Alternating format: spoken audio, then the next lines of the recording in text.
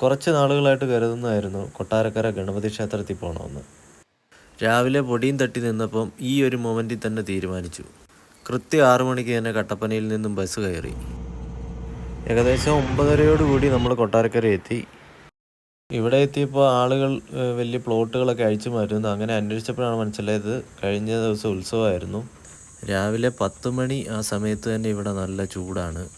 പ്രത്യേകിച്ച് നമുക്ക് ഇടുക്കിക്കാർക്ക് ഈ ടൈമിലൊന്നും അത്ര ചൂട് ശീലമില്ലല്ലോ. ക്ഷേത്രത്തിൽ വന്ന് കയറിയപ്പോൾ തന്നെ കണ്ട കാഴ്ച ഇതാണ്.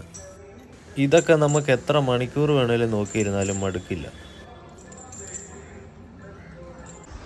ക്ഷേത്രത്തിൻ്റെ കുളമെന്ന് പറഞ്ഞു കഴിഞ്ഞാൽ ഒരു 1.5 കുളം. വെറുതെ ഇങ്ങനെ നോക്കി നിൽക്കാൻ തന്നെ നല്ല രസമാണ്.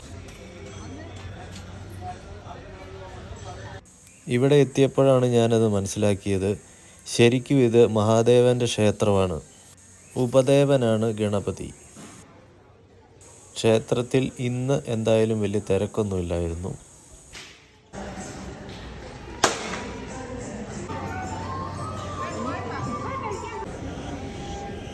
ഇവിടുത്തെ പ്രധാന വഴിപാട് ഉണ്ണിയപ്പമാണ്. 10 എണ്ണത്തിന് 40 രൂപയാണ്. ഞാനേതായാലും 3 പാക്കറ്റ് വാങ്ങിച്ചു. നല്ല ടേസ്റ്റായിരുന്നു. പഞ്ചസാരയൊക്കെ മുകളിൽ കൂടെ വിതറി നല്ല സോഫ്റ്റായിട്ടുള്ള ഉണ്ണിയപ്പമാണ്. ഇവനെ ഞാൻ 1-2 തവണ അവിടെ ഇവിടെയൊക്കെ ആയിട്ട് കണ്ടു. ആൾ നല്ല കാമാണ്. കുട്ടികൾ വരെ കൊണ്ടുവന്ന് ഉണ്ണിയപ്പം ഇട്ട് കൊടുക്കുന്നുണ്ട്. ഞാൻ പിന്നെ ഊണും കഴിഞ്ഞ് ഏകദേശം ഒരു 1:30 KSRTC ബസ് സ്റ്റാൻഡിലെത്തി. നെടുങ്കണ്ടം വണ്ടി കിട്ടി എനിക്ക്. അങ്ങനെ ഞാൻ കട്ടപ്പനയിലേക്ക് കയറി. ഈ മുണ്ടക്കയം പാലം കയറി കഴിഞ്ഞ് കഴിഞ്ഞാൽ നമുക്ക് നമ്മുടെ ഇടുക്കി എത്തിയൊരു ഫീലാണ്. ചൂട് കുറഞ്ഞു, തണുത്ത കാറ്റ് വീശാൻ തുടങ്ങി.